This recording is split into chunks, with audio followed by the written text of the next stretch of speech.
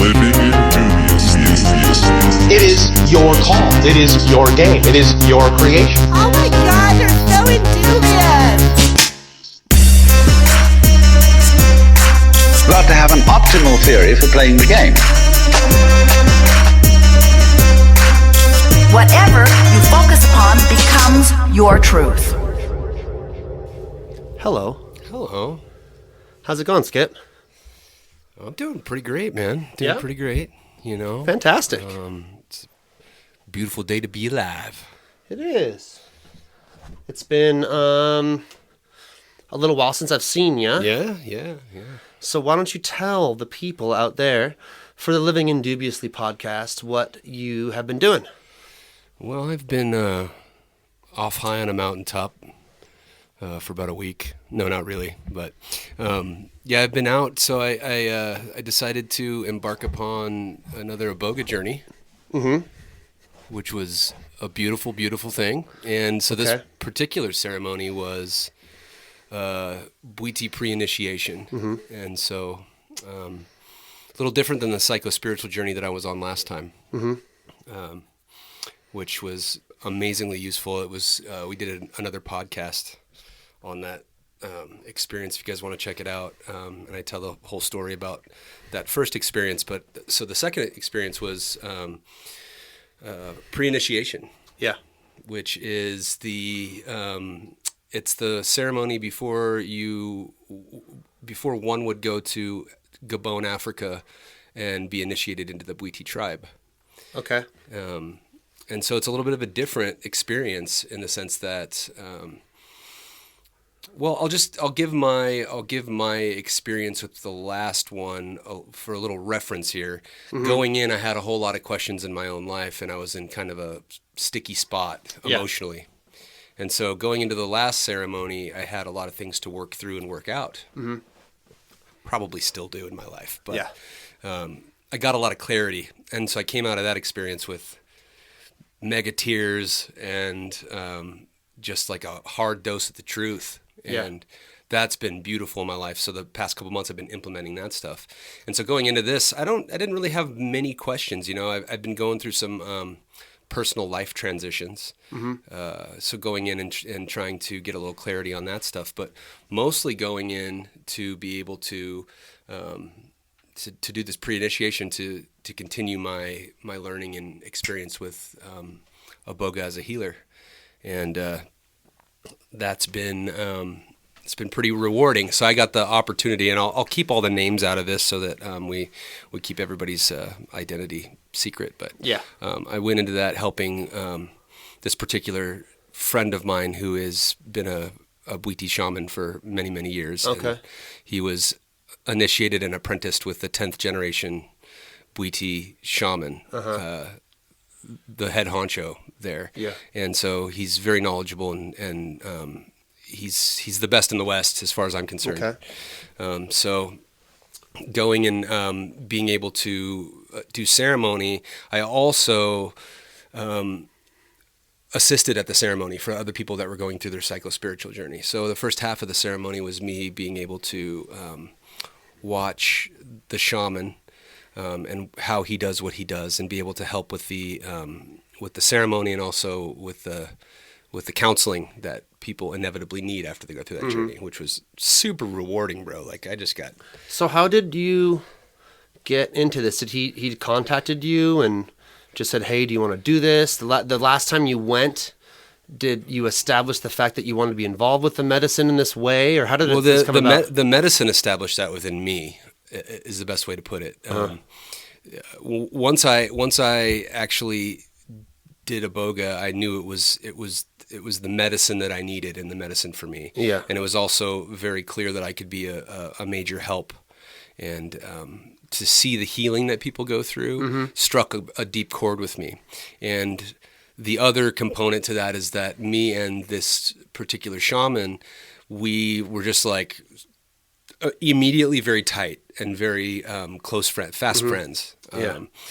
Kindred brother, somebody that I consider my brother right away, which is very rare for me. You know, I'm a pretty, you know me, like I keep to myself, and I have few really good friends, and those friends are of really great quality. Yeah. And so I immediately took to him, and he immediately took to me, and we have lots of similarities. He's a big Vaughn fan, and all kinds of different African modalities and Rastafari and all these things. So it was a immediate gravitational pull to want to help not only with his ceremonies but with Iboga in general, just because of the power of that medicine. Far out. Yeah. So, how many people were there to actually take the experience this? medicine? Yeah. Okay, so people actually taking the medicine this time, I believe, was, let's see, 1, 2, 3. So it was 3 people on a psychospiritual journey, and 2 people there for pre-initiation, myself and one other guy. Oh, okay. And but the pre-initiation takes, so during a psychospiritual, you do 2 nights of ceremony through the week, and so the first night was just for the psychospiritual people, because pre-initiation is 1 night only. Okay. So For 1 night only. 1 night only. Yeah. But so I'll qualify that by saying a psychospiritual journey, you take a good amount of Iboga to get you where you need to go, to get you the healing that you require. And I would say that. So last time when I had the mega journey, and it blew my mind open and my heart open. Over the course of the night, I took probably 3 quarters of a tablespoon 3 times of Iboga, which was a pretty hefty dose. I was there. I got into the zone. For pre-initiation, it's a little different. So pre-initiation, you really get saturated with Iboga and joined to the heart and spirit of Bwiti. And so my pre-initiation was a major dose. So I took, it was probably full to rounded tablespoons. I took 8 of those over the course of that evening. And to get that much Iboga just down, to swallow that much down is a feat in itself. You drink it with water? You have to drink it back with water, because the root is an incredibly bitter root. Yeah. It doesn't wash away. The flavor doesn't wash away immediately. And it's very alkaline in your body, and so you can feel it drawing things out. And it's a heavy thing to ingest, even if you're doing a psychospiritual. Okay. But so the actual pre-initiation was it was a lot of Iboga. Ended up taking a whole lot throughout the evening, and so. So what was the experience like? The high and the height of it?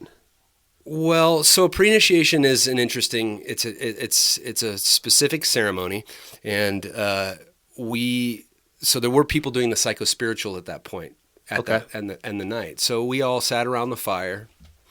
And there's a fire talk, and that's when you eat the medicine, and everybody waits until the medicine starts to work, until they start feeling the medicine, and then they're helped and guided back to their mats where they can lay down immediately and start journeying. Right.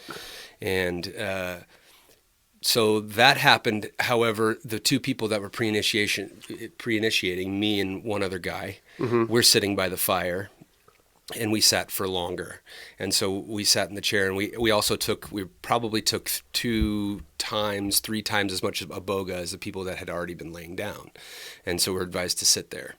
And the next step is once that started kicking in pretty strong, we were to go inside and sit down, but we weren't laying. You don't go straight to your bed and lay down. We were sitting there and waiting, because you're still loading up on Iboga at that point. Yeah. And so pretty much every hour on the hour, we would take another heaping tablespoon of Iboga, and sitting there on the steps watching everything.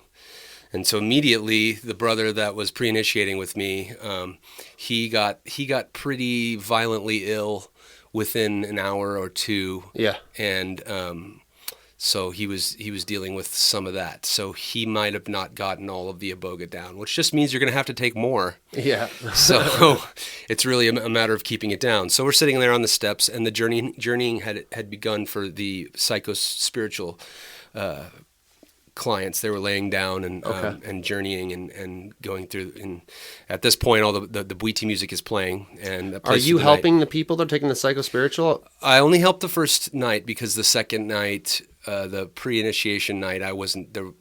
I was Too gone. Yeah, it would have been difficult to walk. It would have been a little bit much, and I was so we were kind of spared that evening. There was somebody else helping, and so you sit there and you sit there and you sit there, and the Iboga hits you some more, and you sit there, and then you take some more Iboga, and you sit there, you sit there, you sit there. We sat there for a couple of hours, and then the shaman was then the pre-initiation starts, and so they dress you up in the traditional Bwiti garb, which was a grass skirt and some cat skins around the waist, and start putting this pygmy powder on you. And the pygmy powder is red and white. The Bwiti use red and white. Why is it called pygmy powder? It's made by the Pygmies, the Pygmy tribe. And so the Pygmy tribe was the first tribe to discover Iboga. And if you know the Pygmies, they're the smaller people. And they were the ones that actually were the first to find the Iboga. So they found it, yet the Bwiti tribe are the ones who ended up kind of really cultivating tradition. So it was, they have a symbiotic relationship because they live in similar areas of the world. So they know each other and care for each other is the best way I could describe it, to the best of my knowledge. Yeah. So it's called pygmy powder, and it's made with 70 different herbs and roots, and it's a very holy thing, and it's very difficult to get. And so at this point, the shaman is rubbing the pygmy powder all over me. I'm covered in white, right? The first step is to cover you all in the white pygmy powder. Yeah. As he's doing that, he's running his hand down my arm, and there's just sparks, like welding sparks, flying off of where he's rubbing it. I'm in there, so just sparks are flying as he's putting this stuff on, which it felt amazing, So is this like a hallucination, or is this? When I think hallucination of Iboga, it's actually probably something that's really there. You're seeing an energy that you don't normally see. Exactly. And so that's happening, and it was giving me sort of these goosebumps, and I was really feeling that, Yeah. And so you get dressed up. They put the grass skirt on. They put the head. There's a head covering, and all of these sacred. Yeah, you sent me a picture. Sacred artifact. They put the red pygmy powder on. They dot your third eye with the red. They run it up your chin, up your chest. So this process of getting suited up lasted about 30, 40 minutes. And then I was instructed to take more Iboga. So I took another big spoonful of Iboga, which at that point was the last Iboga. And you're already like super. Oh, I was like to the point where it was hard to stand up. And so I'm going to take the last one that I'm going to have to take that evening, so I got all of it down without anything coming back out. And so then you're instructed to sit in a chair and look at yourself painted up for an hour or maybe 2. Yeah. And instructed to tell the shaman anything that you see. Okay. And so I'm seeing my face is morphing. I just looked at myself and I saw myself I saw the soul of me, like who I really am, and I saw the power that I can hold in this world, my true power, my true force. Yeah. In the mirror, I'm seeing all kinds of entities. My face is morphing, and it was like this really powerful. The imagery I'll never forget. It was burned into my soul because I saw the Bwiti. I saw all these African animals, giraffes. Elephants, and even saw jaguars or big cats. I couldn't tell what kind of cat it was. Yeah. But flames are flickering. It's very dim light. And then after that process, I was instructed to lay down. I could finally lay down. And at that point, I really wanted to lay down. Yeah. I was like, it was hard to be in a human body. Did you vomit? So I laid down, and right when I laid down is when it felt like 3 doses of Iboga hit me.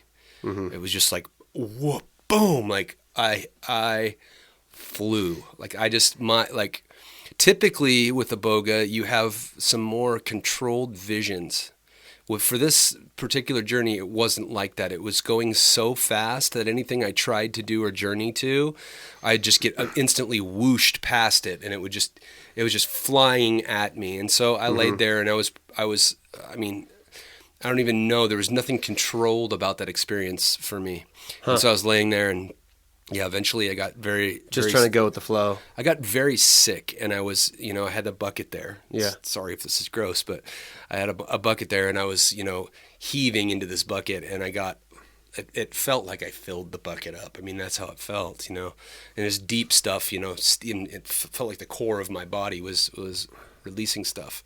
So I went through the night and kept going into morning, and it's, maybe 7 or 8 in the morning, and I looked in the bucket, and it looked like there was nothing in there. Nobody took the bucket. I'm absolutely certain of that. Yeah. It looked like just a small amount of whatever was in there. And so all this energy I know just poured out of me, this deep despair that was caught inside the cells of my body. And so I could feel that all was out, and I felt rebirthed, honestly. I didn't have the release of the first one, which was like the relief from all of my misery, because I just didn't go in with a whole lot of misery. Right. This was just like because you've been doing really good since your first session. Exactly, really good, and making these implementing these huge changes, and just loving on myself big time. And but so I had so much Iboga that whole day I was very, very in the medicines the whole day. Yeah. Like I didn't move until maybe 2 p.m. To even get up and use the bathroom. I was still like Iboga will do this thing where it will, these just sheets of electricity come through your vision. It's like the time space is just being ripped apart, and it's just like everything's coming out of everything, in terms of like, you'll look at a candle and you'll see animals flying out of it. And it's like, the spirit world is just real and alive. And that was happening to me well into the next day. And just continued to implement. I just felt like a baby. I was kind of just like, everything's all good. I'm just here and I'm just resting. There was a whole lot of active thought, which felt really good. It's like a relief from my own mind. Through this process, there was other people that were there that were going through their experience and journey on rest day, and rest day is a day for integration for them. Yeah. And so they were going through some heavy stuff, and so I was still, once I could get around and get moving, I was still engaged with helping there, because my counseling skills are pretty good. And so you were facilitating the healing. I kind of wanted to jump up and get back involved, because I felt a soul call to be able to continue to help these people that were there, and that were going through some things. There was some situations there that were pretty drastic. Some heavy stuff going on. Some heavy stuff, and some things that needed attention. And the shaman, he was in need of a couple extra hands at a couple times, and so it felt good. And I mean, it's just so beautiful, because after Iboga, you just like little things, little joys. Like you eat some food and you're like, I'm so happy to be here to eat this. It's just so great. And it was pretty wonderful and pretty magical. And it forwards my education so that I can continue on this path, which I'm deeply called to. Okay. Yep. Sounds pretty awesome, man. It was awesome. So what is the point of the pre-initiation? It's that you are going to become a facilitator of the medicine. No, or it's more of the path of knowledge. Iboga is it teaches us about life. It teaches us about nature, and it teaches us about the truth. Yeah, and so it's. Initiation is more of being initiated into the Bwiti is more about accepting that you're a student of life, and you can continue. People that get initiated don't all serve the medicine. They don't all want to work with the medicine necessarily. But you can continue your education from there. It's just it's the first step in that process. So is it also like orienting you with the energy of the tribe, or Yeah, it and is? so you join to the Bwiti, and at that point, at a pre-initiation, you're held by the Bwiti if you want to take the medicine on your own. Okay. And so the Bwiti will come to you, and the Bwiti will stay with you, and there's a deeper intertwining and connection with the original curators of this medicine. And so that spirit stays with you more deeply. Awesome. Yeah, so it gives you it's just one step on the journeying process towards what I want to do, which I really feel called to do at this point, is actually be able to do this work and help facilitate these healings for people, because this medicine is incredible, and I've never experienced anything quite like it in terms of what I've seen. Yeah. Such faith in that particular medicine to help people see who they are, and it's medicine for your life. So it's like Iboga isn't the medicine that does it. It's the medicine that shows you how to do it. Right. And so that's important. So it's the difference between a drug and a medicine, essentially. Well, yeah, and in Western culture, in Africa, they didn't have that concept of drug use. There's no recreational usage of drugs in the old world. It was medicine to show you things so that you could become better on your own. Right. We have that perversion in our Western mind frame. Well, we have a lot of different quote unquote medicines that are more addictive and stuff. Exactly. In the the colonialization of Africa, there is obviously situations like that arise now. Yeah. But not with Iboga. Iboga's not like that. So it's just not fun enough, I think. I know lots of people in the spiritual community and people that are seeking truth. We'll take ayahuasca for instance. Ayahuasca has become popular in the West. Yeah. And now I know people that do ayahuasca and think they got to keep doing ayahuasca, and they think they have to continue it as if the medicine is what the medicine is. Like the medicine is the healing. Yeah. The medicine is a window into a world that if you can see the world, if you have some light to illuminate it, you can navigate it yourself. Right. And so the whole idea behind doing medicine is that you can make your life the medicine, where you can walk in your life and make discerning decisions that will take care of you and your loved ones. Like that's the point of medicine. Yeah. And so making that distinction is important, I think. Yeah, it's crazy having not done the medicine, but just being closely integrated with your energy, because we're very close in a lot of things that we do through our life and business and work and path, and experiencing the benefit.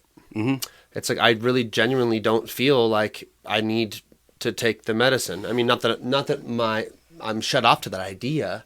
Yeah, not everybody does. I mean, I think you've done a lot of work that's helped facilitate healing for yourself, which is work that Iboga would show you how to do anyway. Yeah. So it's not necessary. It's not necessary unless you have questions you can't answer. Yeah. Things you don't see about yourself, or ways in which you hurt yourself and don't like how you do that.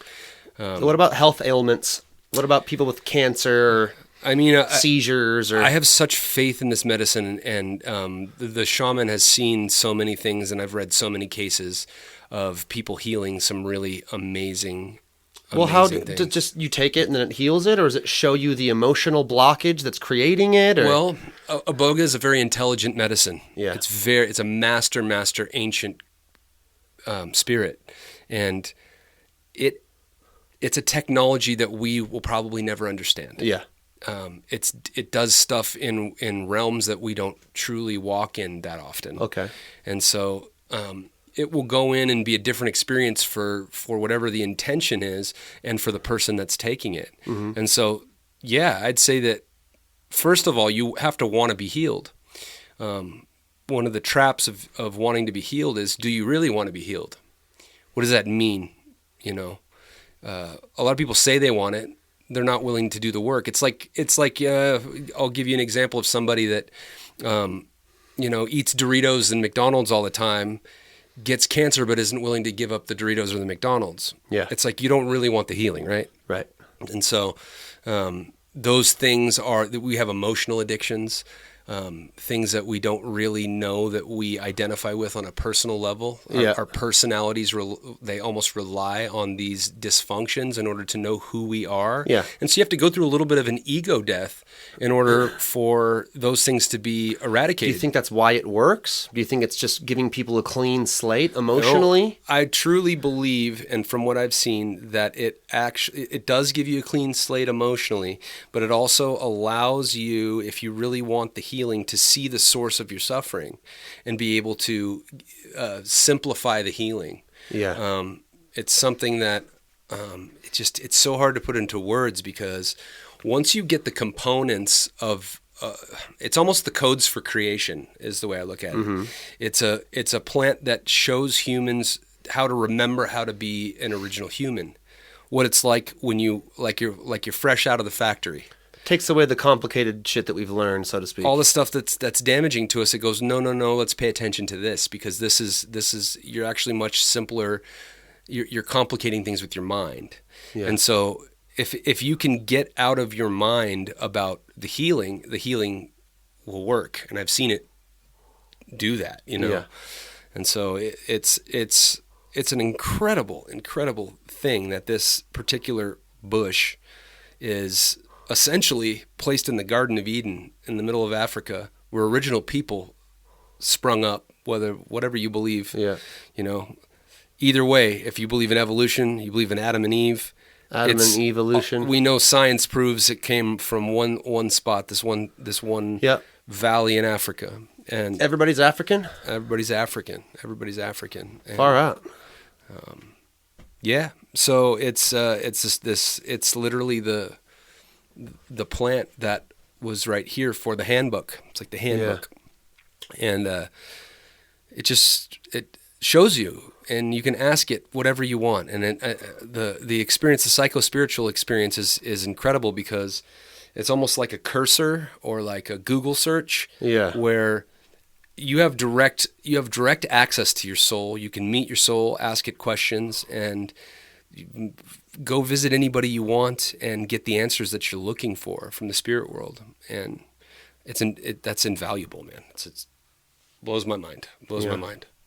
So what's your plans for the future, man? You want to take this into your world? You want to? Well, everything that I do in my life is healing. That's what I do. I'm a healer. Music is just a medium for my own delivery of my own intrinsic knowledge.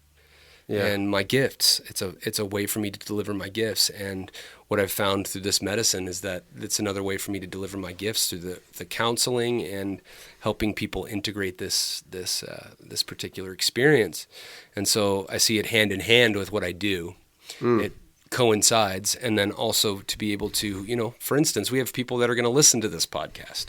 Really? We have, being I don't know able to about be that. on stage, and I'm not talking about getting on stage and going, Iboga will save your ass. Like, I'm talking about the medicine actually coming through me to do the work, to speak the words that I speak. It makes me more immersed in my life experience.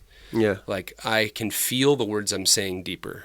Yeah. And I can see the way in which the things, my actions, how they change me and others. Yeah. And so then I want to choose correctly. And so this is just another way of amplifying all those gifts. So do you think that there's some precautions around it? Like, we want to say to people, this may not be for you, kind of a thing? First of all, I say we aren't doctors, and we're not suggesting that you do Iboga in any sense. We're merely sharing this experience. But I will say that for those that want to seek it, there's certain medications you can't be on and take it. And you certainly don't want to take it on your own, because you don't know the experience you're going to have. You need to have somebody that's trained and knows exactly what those experiences are, so that you can get the best benefit possible. Because I'm telling you right now, you may get some healing from it if you did it on your own, but you may not. And if you get more confused, you can actually do more damage to your psyche and your spirit by not being able to understand the process of what Yeah. happened. And you want to speak to a medical professional, heart problems, things like that. It's not necessarily good to take these into your own hands. You want to make sure you know. So if you do want to look into it, I would say that you can check out all the links on Google and stuff like that. But if you wanted to discuss a potential ceremony, ibogahealing.com. Those are the people that I know and trust and love. Yeah. And I know that they do good work, and I know that they care very deeply. So yeah, it's ibogahealing.com, and you could set up a retreat. It's legal in Costa Rica. It's legal in Portugal. Far out. It's legal in several other countries as well. But here in America, it's Schedule 1. Interesting. So we take major precautions with that medicine. And it's to be respected. First and foremost, you got to respect it. It's a wise elder that knows what it's doing, but you don't take it willy-nilly. You don't order it online and take it. It's an experience that's worth your effort and time to make it as comfortable and as influential in your life as possible. Far out. Yeah. Really good, man. I feel way more grounded in my original understanding after the first journey. I feel like I got a whole lot of grounded, rooted peace from it. Yeah. Like I feel immersed in my life, like everything is just good. Reassuring, Fantastic, bro. I'm happy for you, man. Yep. That's what I want for you. Yeah.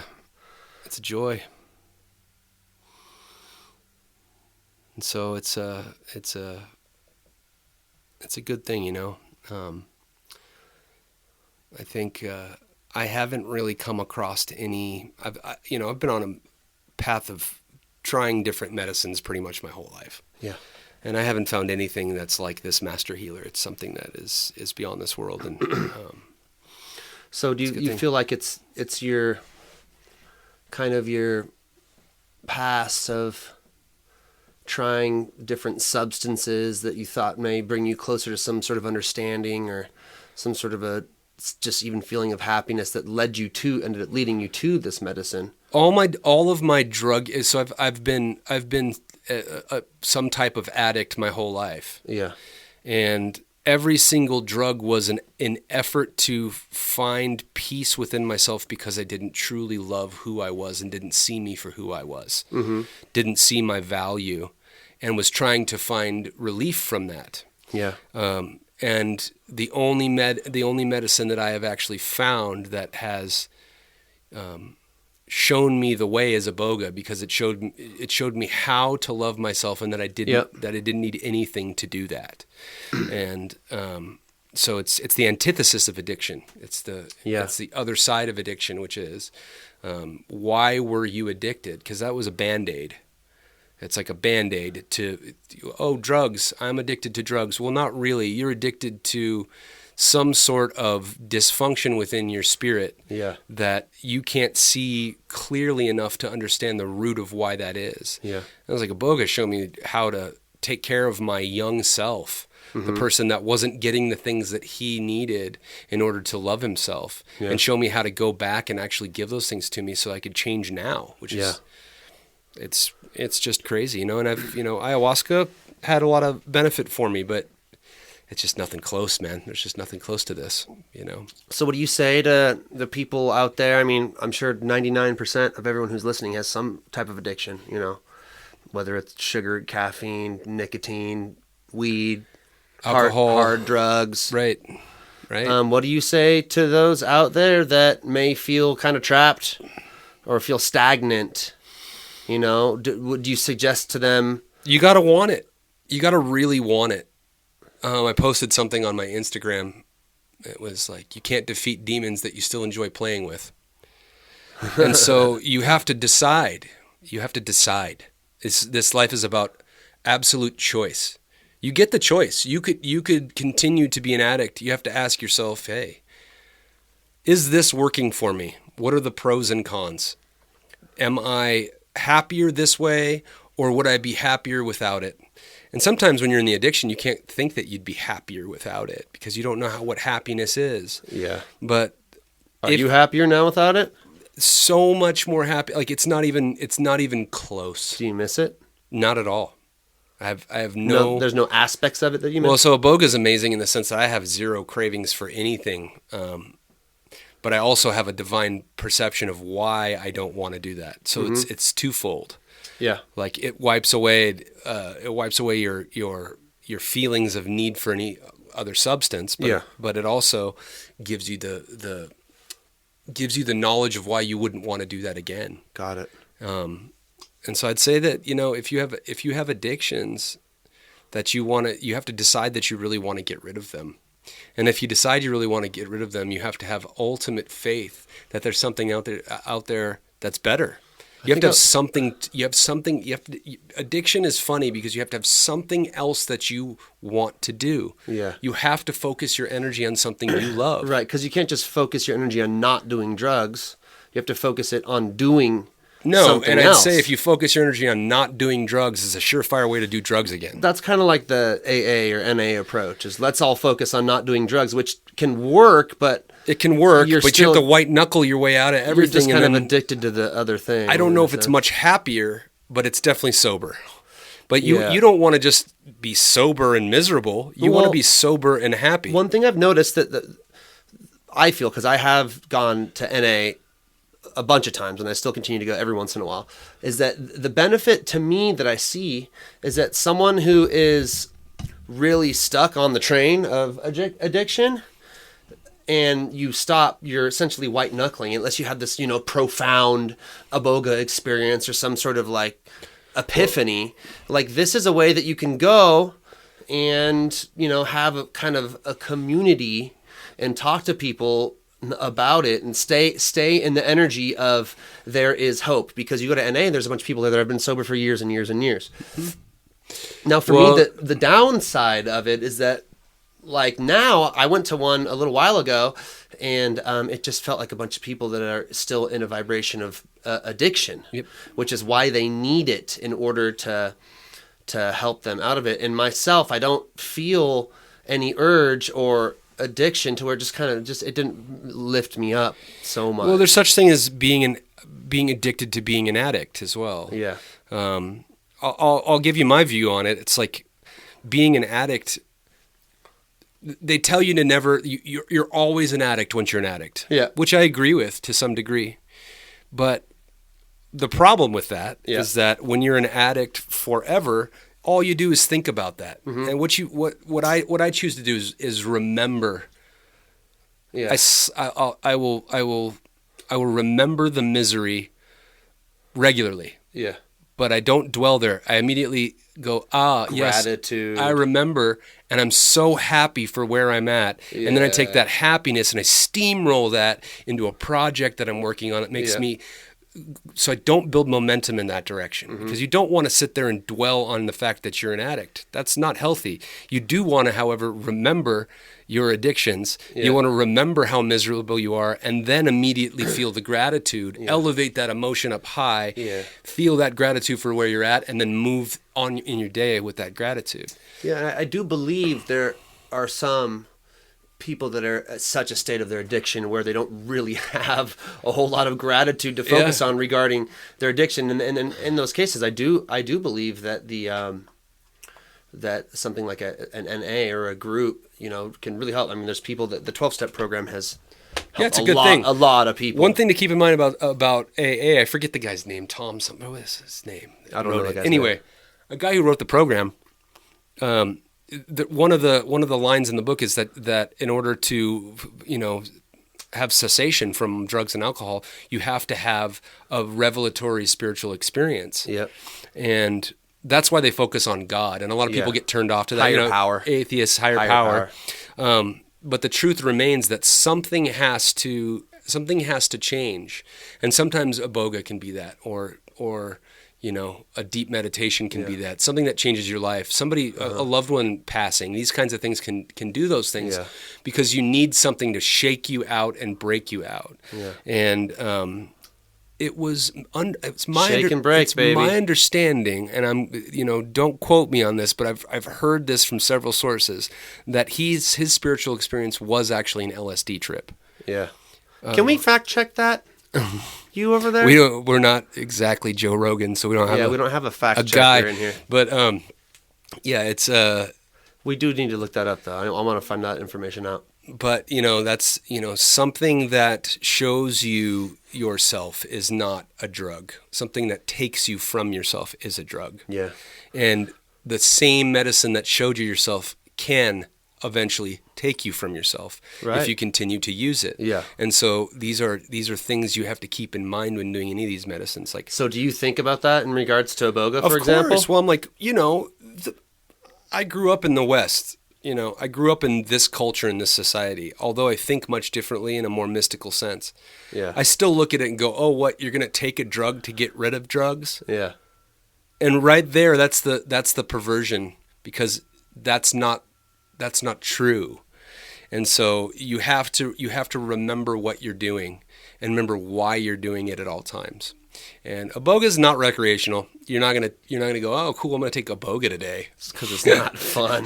It's not. It doesn't have that value, because it's so potent and powerful. Yeah. But it's important to remember those things. You don't go in because of I don't want to work with Iboga because of Iboga. I want to work with Iboga because of the healing I have seen in people and the transformations I have seen in their own self, and that's them doing it. That's not Iboga. That's them seeing themselves and then picking their asses up. They pick themselves up. They get out of their own mind. They get back into their heart. They remember why they're here, and they walk forward and they do great things in the world. And that's what I like to see. That's what I want to see for everybody. That's what my hope for the music is that can raise the next generation. Yeah. That it can transform this world through that type of healing. Yeah. And so Iboga is not something you play with. And but let me tell you something. It is one of the greatest drugs known to man. When I say drug, I mean Ibogaine. So we call it a drug over in the West, but it's one of the best things to detox heroin addicts. I mean, people with a 30-year heroin addiction can go in and do one night of Ibogaine, which is the chemical derivative of the main alkaloid of Iboga, and come out clean with no withdrawal symptoms. I mean, this is a miracle. That's crazy. It's a miracle. That's crazy. Not only that, but they go, I love myself and I'm so sorry. All their shame comes out. It just breaks like an egg. Yeah. It just they just start gushing water from their eyes because all that shame and guilt breaks. Yeah. And the dam breaks, and then they see themselves. Yeah. And they might not like what they see at first, but they know damn well how to fix it. Yeah. They know how to pick themselves back up. At least they know the first step, even if it looks like a mountain to climb. Yeah. And like for me, that is like it just makes me want to cry. That's just such a beautiful gift to see somebody pull out of that garbage. Has it in their changed your view of addiction in general? life. Totally. I mean, for me, the first psychospiritual. Like I said in the first episode, I did Ibogaine several years ago for an opiate addiction and got me clean. But I was able to see through my experience with Ibogaine and Iboga that everything in my, we say this all the time, everything happens for a reason, and it sounds so nice and fluffy. It's a very cliche thing to say, but I saw very clearly that every choice that I made had good and bad. They had sequences and consequences that followed them, and vibrational patterns that led out to different things. But all of it sort of circled around to this experience that I could break free of it. And it's almost like it all happened in perfect timing, led up perfectly, and that I wouldn't change it for anything. I wouldn't go back and go like, I really wish I never was an addict. I go, no, man, that's my superpower. That's like, Yeah. And for any addict that's listening out there, that's your getting clean is your superpower. Addicts are the coolest people possible. They're the people that they're like the warrior children That's of this what world. Abraham Hicks says too, is that people who are addicts are usually better off than other people who are just miserable and deal with it because they've chosen to put how they feel as a priority. Yep. They want to feel good. They've just chosen a bad path to get just there. like training yourself out of wanting to feel good and accepting feeling bad is like dimming that light. Yep. And so, addiction is viewed in a derogatory way in the Western society, as if it's a problem or a disease. And I don't see it that way. I think it's because of the fact that it's a drain on society that it's viewed that way. Yeah. But we don't think of others as part of ourselves in the West. Right. And so we need to start doing that, because our brothers and sisters need our help, and that we can help them by doing the work ourselves, getting clean, doing those things that we need to do in order to become better human beings for ourselves. That changes the world.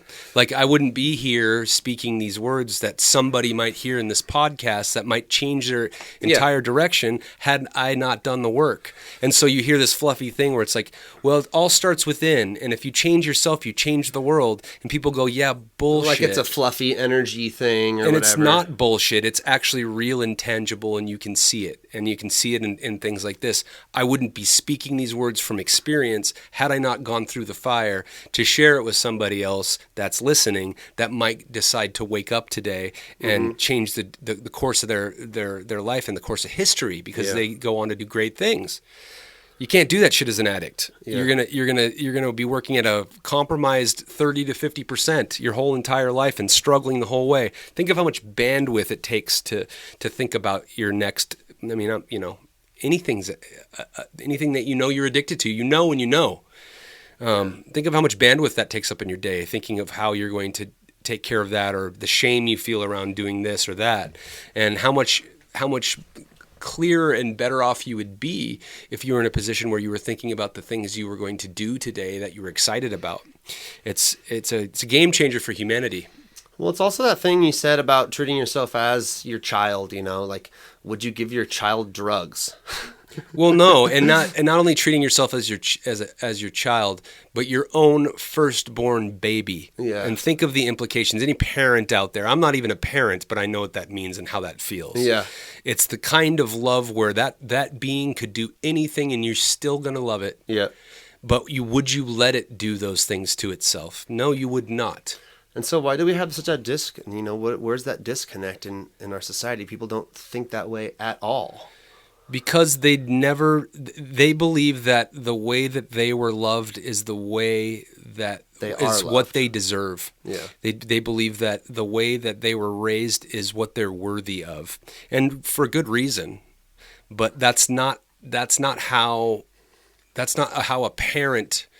You can go in and break the chains of ancestry and trauma by becoming giving yourself exactly what you deserve, which you deserve everything as a child of God. You're here on this planet just like everybody else, and you deserve the best. And you'll return to the source again, and the source eternally loves you. And that's one of the things Iboga gave me too. I got to go see my soul, and my soul looked at me. He was me, but he was like, he was wearing different clothes and a shirt I had on like 10 years ago and a hat I used to wear, and it was me. And how much he loved me it was obvious through his look and his embrace, how source, how God, how the creation of all, the energy that created everything, how that views you. Yeah. And it views you like a firstborn child. It views you that way. And if you do that, then you are resonating with that God energy. Yeah. And you can essentially do anything on this planet that you want to do because you now have permission to do it. You're now, there's nobody judging you except for you. Yeah. And so, as we stop looking through the lens of our trauma, we're able to heal it. We don't have to look through these muddy glasses of, our alcoholic father or, these people that were hurting that brought us in. Imperfect beings brought us into this world. And you can't expect them to do anything but treat you exactly how they view themselves. And so you just got to go in and do better and know better. And that's all possible. It's all possible. And if you want it, you can have it. The first step is getting real and getting honest. Being honest with yourself and admitting the places in which you don't love yourself. If you don't love yourself today, if you don't know what that feeling feels like, if you're confused about why that would be, or no, I'm not really worthy of love, ask yourself why. Ask yourself, what is it that makes me feel like I'm not worthy? Yeah. Just at least get to the root of the confusion, even if you remain confused. And if you ask the questions of how to fix those things, those answers will come to you. Yeah. And Iboga can help. I highly believe in this medicine, and I highly believe in the power that's in each and every person on this planet. You don't need Iboga. You can do it in other ways. There's a myriad of other ways to do it. And but your duty as a person on this planet is to do that for other generations. It seems like the Iboga is just really the facilitator of opening that door to the self-love, and the self-love is the cure. It'll just show you yourself. It'll show you the truth about yourself. Yeah. And if you're willing to look at it, you can change it. You can change it. If you're not willing to look at it, I don't know what to tell you. What sort of implications do you feel like it has for you as a musician, as an influencer, on stage, on tour, well, it tied making music? Yeah, totally, dude. It tied me directly to the feeling that that I truly do love who I am, and I know how to break the chains for my own bloodlines and ancestry. Uh-huh. I know how to heal myself for the benefit of all, which allows people to walk the path to heal themselves as well. Yeah. And so I feel intrinsically tied to every single human being, even the ones that are suffering. Mm-hmm. And so it just amplifies my ability to get on stage and do this work, because I know what I'm truly doing. I know why I'm there. I'm not blind to the fact that, there's been times in my life where it was an ego game to be on stage. Yeah. Now it feels like a service to myself. It feels like a service to others. Yeah. It feels like I am doing the thing in which I chose to come in and do. Yeah. To deliver the thing I chose to come in and do. And that feels really good. It feels really good. It feels like I'm at peace and at home with it now, where before I was like, why am I doing this? What am I doing? I mean, not always. These aren't new perceptions for me, right. But to hold them, and in times of anxiety, to be able to go back home to my heart, in times of confusion, times of conflict, and go back and go like, oh no, this is a passing moment. Yeah. Stuff like that just gives me peace. My mind doesn't interfere so much, So do you feel like you're healed? Or do you feel like there's more work to be done? Or how does that feel to you? I think it's funny if you're to say, I think I'm healed, right? There's part of me that doesn't like that, but the truth is that we're always already healed.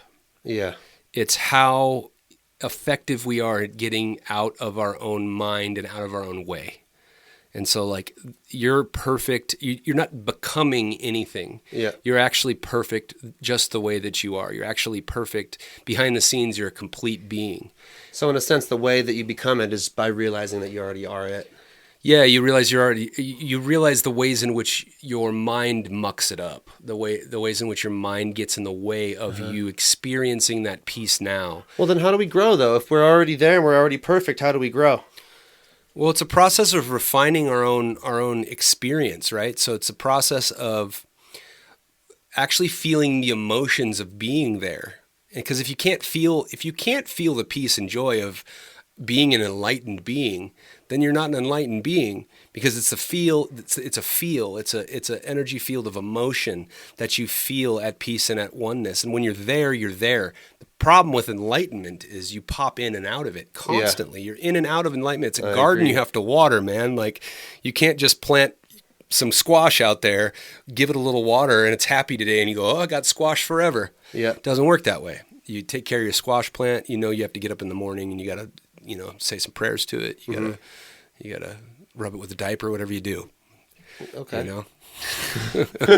Whatever your squash ceremony is. Squash polishing ceremony. Exactly. So you have to garden it. You have tend to it, and so you pop in and out of these states all the time. It's your frequency in being able to get back to it that determines whether or not you've made it there. And so yes, it's a process of realizing you're already there, but that's just words if you don't feel it. I'm already there. I'm already there. I'm already there. If you don't feel that way, if you don't feel that way. Yeah. But the moments when you feel that way, there's nothing that can, there's nothing that you can get that you need. Well, there's a difference too between knowing it and feeling it, because it's like, it makes sense that we're already there. If the simple fact that there's always more to grow means we'll never be done growing. Right. Therefore, where we are is as good as we'll ever be. It's just, that's simple logic. If growth doesn't stop, then you're as good as you'll ever be, but the progress will continue. It means you never arrive at a destination. Yeah. And so if you're not arriving at a destination, how can you prejudge the fact that you need to be better or you think you're worse? You can't. That's your own judge. That's the own witness. Yeah. Taking over. Yeah. So that's the way to intellectualize it, so to speak. Okay, yeah, that makes sense. Mm-hmm. Makes sense that we're already there because we're going to always be growing. Therefore, we're already there. But then to actually feel it, I think when something makes sense, it doesn't. That you're only halfway there. Yeah. Because you have to test it with your own heart. How does it feel? Yeah. Because if you can't feel it, thinking it makes no difference. You can get caught in thoughts forever. Yep. That's true. But so I would say that feeling. What the feeling of enlightenment feels like is, the passage I like is Matthew 13:12 in the Bible, which is Jesus was speaking to his disciples and he was like, for he who has everything, more will be given. Yeah. And for he who has nothing, more will be taken away. Yeah, that's a good one. It took me a long time to realize what that meant. And my analysis of that is that in the moment of enlightenment, you have everything, you need nothing, and it's all here right now. And that's when the channel of non-resistance opens up in the universe. The vortex. Yeah, it's the vortex that Abraham talks about. And then that's when everything you've ever wanted or believed you were worthy of having is coming right to you. In fact, it's already coming to you so much you already feel as if you have it. You need nothing. Yeah. And then when you feel like you're separated from it, keeps getting taken from you because you need something. You need something that's the believing that if you get this thing, you're going to feel happy. Like, for instance, I'll give you an example. I had an experience recently where I was, due to COVID and moving and all kinds of stuff, I had no money. Zero. I was like running out and,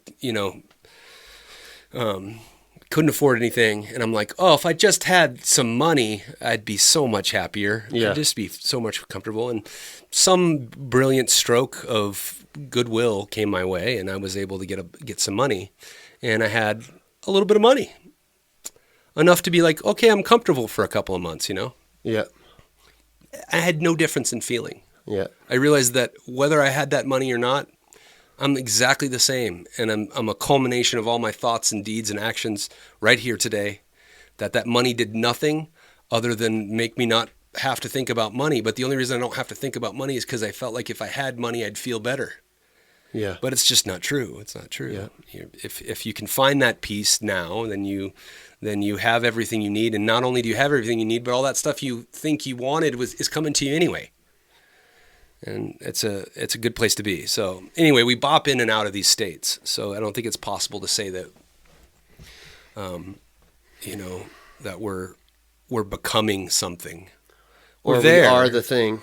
Yeah, or we are the thing. Or, when I finally get this job, I'll be happy. No, you won't. Yeah. You're going to be the same you. You're going to be carrying the same thoughts. And you can do all the work you need to do without any tools to do it with. So you think the closest we can get is just that realization? That's it.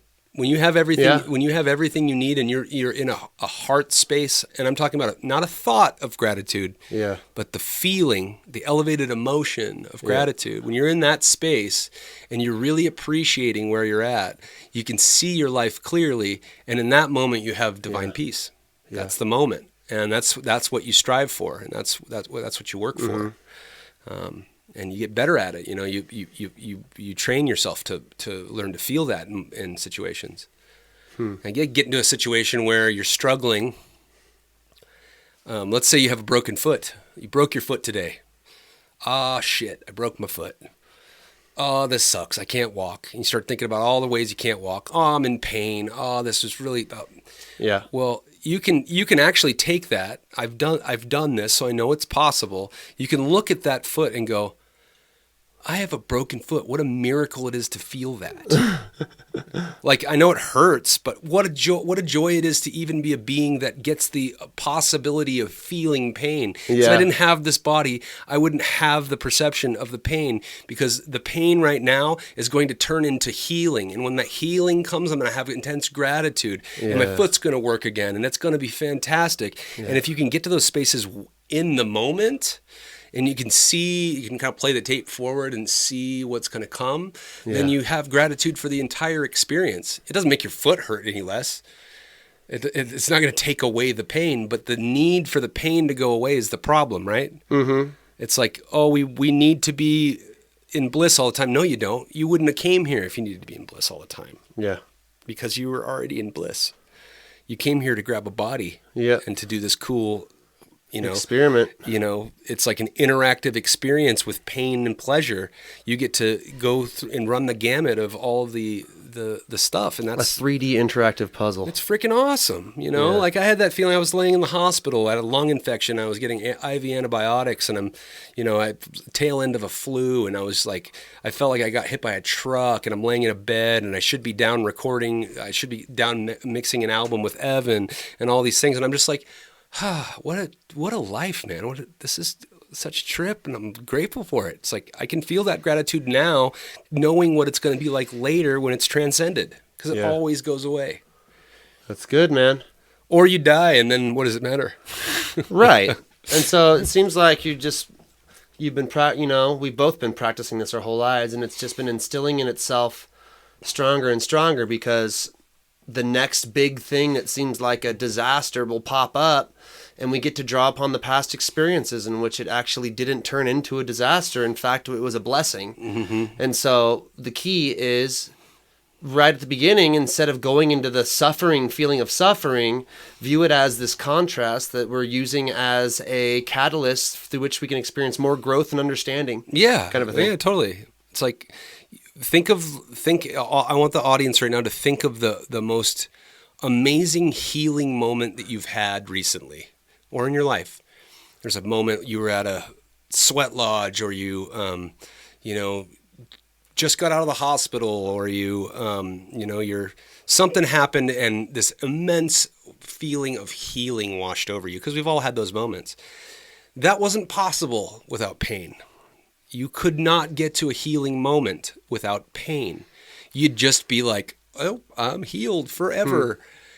The joy in that, there's joy in that, and there's poetry in that. Like you can really feel that. Like if you're like, well, okay, those moments of healing are not possible without the pain. That means you can give thanks for the pain while it's here. If you can be in that moment while it's here and know it will pass and it's all temporary, you can remain equanimous in your thoughts, And it's just the trick is remembering it right at the beginning, because it's so easy to get into the pattern. You get caught. Oh, something shitty happened.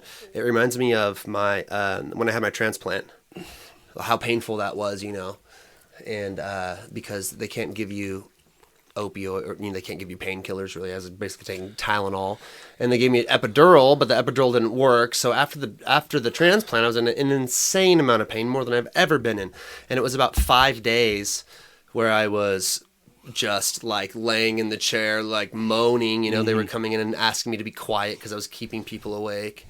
And how dare they? And and then it was like the first few seconds where I didn't feel pain, which is after this 5 days, where I could just have maybe 5 seconds of not pain. It was the most elated feeling of bliss. Yeah. And so it was simply just the experience of being alive and existing and breathing. Yeah. Versus, up against the contrast of all that intense pain was magnificent, Yep. I think about that feeling a lot when I'm, just wanting to kind of maintain that perspective of what a blessing it is just to exist at all. Yep. Even the moments of blah, like we all have those moments. Like maybe it's not intense pain. Maybe it's apathy. Maybe it's like, boredom. I don't feel anything. I'm numb. Those all equate to some level of pain within ourselves, and we can start digging and go, what does that feel like? I know I can't feel anything right now, but maybe it's just because I don't want to feel it. What am I actually feeling? I think it's not being aligned with your higher self. Well, it is, but just knowing that won't get you back there.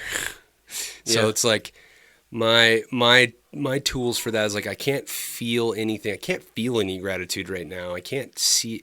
You can just start to coax yourself and talk to yourself a little bit and go, where is this feeling?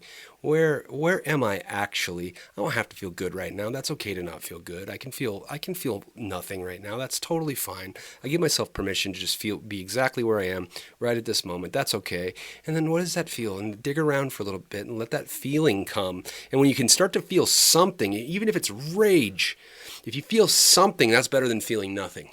Yeah. Because that rage inside of you, that I'm so pissed at this person. I'm anxious about this. All those things, feel those things deeply. And then you can get to the other side of that. You can go, but I am grateful for, because once you get that feeling sense going again, you'll get a sense of where you're at. And when you get a sense of where you're at, you locate yourself. When you locate yourself, you can go and grab yourself again and pull it back. And that's something that Iboga taught me how to do. It didn't tell me, didn't give me instructions, I just can do that now, where I could go and retrieve myself. Yeah. Go retrieve yourself. Like, we think it's unacceptable to feel bad. It's okay to feel bad. You're going to feel bad. Well, and then giving yourself the permission to feel bad, you're no longer resisting it. Therefore, it's going to come and go quicker. You're going to get back to feeling good a lot sooner by giving yourself permission to feel bad. Yeah, it's like you get a wound on your arm. You don't pretend the wound isn't there. You go and you clean it up. You pay attention to it. You go, ow, that hurts, and you put a bandage on it, and then you look after it for a couple of weeks, and it's gone.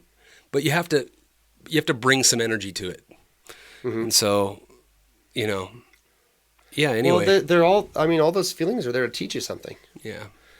So it's really just everything going exactly as it should. Hello, sadness and depression. Thank you for being here to remind me that I may not be thinking about the right thing right now. Yep. Or showing me that that I have some beliefs off somewhere.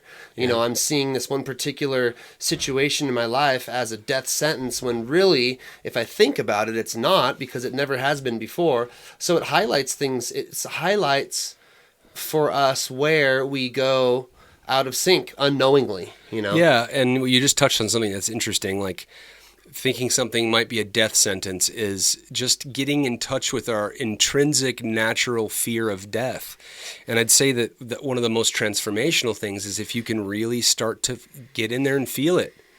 Get in there and feel your fear of death. Get in there and feel it and go, what am I actually scared of? Am I afraid that all the things I believe about the afterlife aren't true?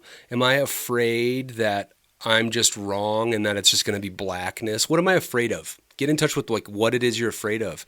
Because if you can feel it, then you're not running from it. Yeah. It's okay to be scared of something, because the answer will come to why you're scared of it. And there'll be a doorway for healing at some point. But if you are not willing to look at it, you've made a 7-story high demon when it could just be a little, toddler-sized demon. A pocket demon. And then you go I'm not too scared of you, and I can keep you around me and keep you closer to me than I would if I'm lock that in the closet because I'm so scared of it. Right. Get it out there, man. And and love it too. Love it. Because it's there to show you something where things aren't aligned. And everybody has it. Yeah. It's part of the experience. So embrace the experience. It's my advice. I don't know if it's helpful, but that's it. That's it. It works for me. It's good. It's the living indubiously. It's essentially living mentality. indubiously. Yeah, it is. It's shedding. A big part of our journey has been shedding the fear of death. Mm-hmm. It's been forced into us by our, quote unquote disease, which is just this other form of contrast, which has brought us all this blessing. It's been forced into us this, awareness that life is temporary and death is imminent. And so right now is really what we have. So it's been our blessing, and the information we brought through as the living indubiously motto and ideology. Yeah, the good thing to remember is that love is the natural order of things. Your soul lives in your heart. Your heart is a feeling center of the universe. It's your portal and gateway to other worlds. Yeah, and so love is this.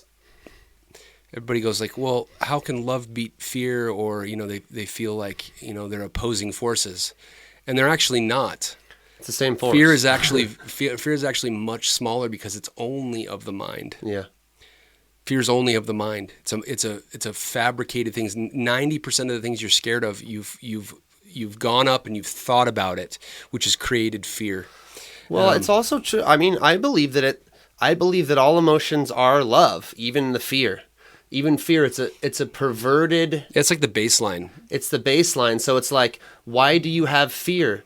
Because you're clinging to your life. You're clinging to your experience. You have this deep, love for being alive, for existing, for having positive, situations in life, for figuring your shit out. Therefore, you're clinging to it. So it's love, twisted. And so that's why, I've always seen myself as an alchemist of emotions. Like, someone comes to me fucking pissed off at me, or upset, or sad, or depressed, or whatever. I just turn it around into love, because that's what it is. And when you connect with someone on that level, we get them back, get people back to the baseline of what it is. Yeah, it's funny because for a long time, I don't know how to say this, but it's like, I don't know. Fear is like for a long time, I couldn't really get a sense of, something would piss me off, and I'd know in my head that love was the answer. Mm-hmm. And I'd know that I didn't know how to do that, though. Yeah. I didn't know how to do it. I mean, every day. Okay, I'm bopping along in my life, and then somebody says something that twists me or mean or something like that. Yeah.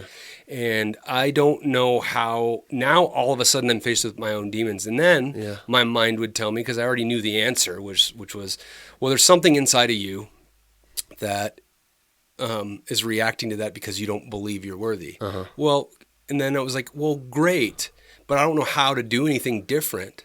And the trick and the thing was that I realized is that I felt like I needed to be different. Yeah.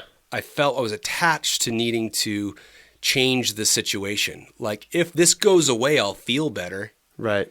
How do I make it go away? As opposed to going, no, that's cool. You're feeling this way. Just be there, man. Just sit with it. Well, that's funny, because that's how you make it go away, is by just accepting it. Right, and that's where I'm going with it. Yeah. It's like once you get to that point, you go like, oh yeah, none of that really matters. That's cool. Yeah. Sensitive. I'm a sensitive, frail human that has feelings. Well, awesome. That's cool. I got offended by that. That's right on, party. Like, who cares? Like, why do we have to change it in order to feel better? Because we feel like we need it to be a different way in order for us to feel happiness. Yeah. We don't need that. And it's beautiful realization. Acceptance, man. Yep. Acceptance of where you are is the key to going to where you want to go, which is the paradox, right? Yeah. It's like we accept right where we are and love ourselves right where we are, and then just focus on being a little bit better. And it's way easier to get there because we're not in a place of resistance. We're in a place of love and acceptance. Yep.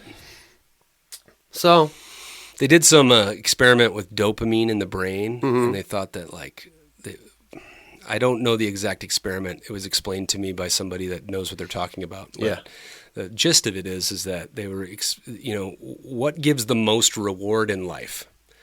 And what they found was, through testing these different parts of the brain, they they tested an orgasm. They tested somebody getting $1 million.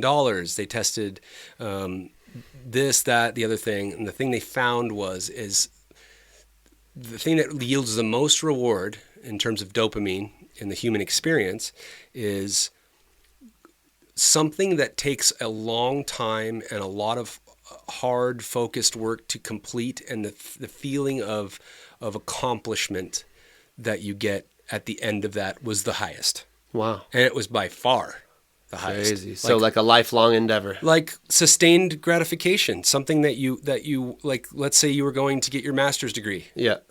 And you went and you're in graduation day and you passed the exam. Yeah. That feeling, the feeling where you worked for something. And so that tells you something about the human experience. Yeah. Is that we are constantly becoming, we're constantly overcoming, because that's in our nature. Well, it's chemically imprinted into our brain to give us the most reward. Yeah. And so the other token of that is like, had somebody just been given that master's degree, they wouldn't value it. They wouldn't get the release from it. Yeah. They wouldn't get the reward from doing it. And so that tells you something about who you are. You think you want something. You think you want A, B, or C. You think you want $1 million. You think you want to win the lottery. You really do. Most people do. Most people think if I had $1 million, I'd be much happier. And here's why. They have 10 reasons why they'd be happier. They'd be able to do this. They'd be able to do that. And none of that would make them happier. After the first few weeks of buying all the stuff that you wanted, you're back at square one. You just have nicer things. And you realize you're still miserable, or you're still pretty happy, or there's still things you want to do. Yeah. There's still things you want to complete. There's still things you want to achieve. And so achievement's the highest. And so that tells us that while we're in the thick of it, when we're trying to achieve something and we hit the misery point, that's a great point to be. Yeah. You know, I thought that was pretty interesting. That's dope, dude. I mean, I've known that for myself. Things that have taken the most work and concerted effort over a long period of time. For example, my sobriety.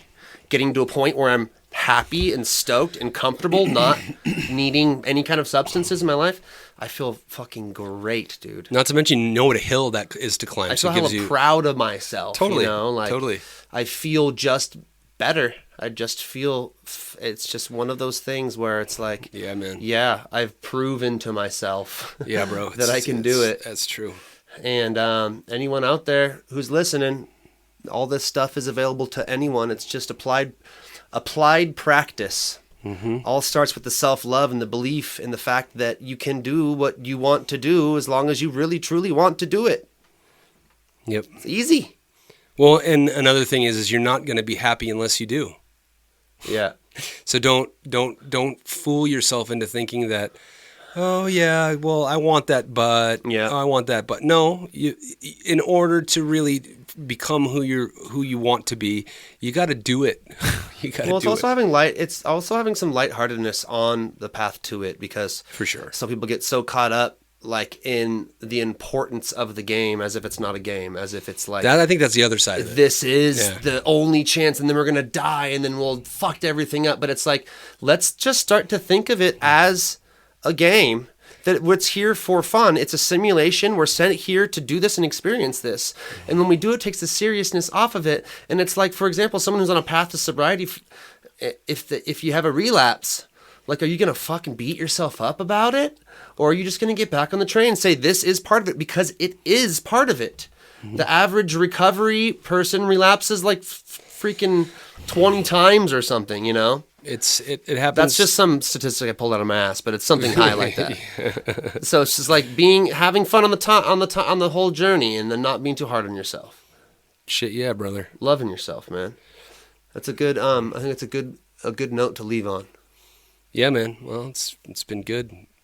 Certainly do love all the fans and everybody that's been tuning in for the Living Indubiously podcast. It's been really fun, the podcast, man. It's like not just giving this out to the people to listen to, but us having the opportunity to sit down and like hash out ideas and talk to people and figure things out for ourselves. Exactly. Thank you for everybody being a part of this, because for Evan and I, it helps us qualify and crystallize what we know and believe. So it's a big therapy and medicine for us. We build the belief structure nice and strong with the foundation, and then we're able to build it higher and higher. And this is a co-creation. Whoever is listening right now, you are dreaming this little tasty dandy up, whipping it up into existence, and we appreciate that. You're doing a really good job. Yes, I love you guys. Talk to you soon. We ought to have an optimal theory for playing the game. Whatever you focus upon becomes your truth.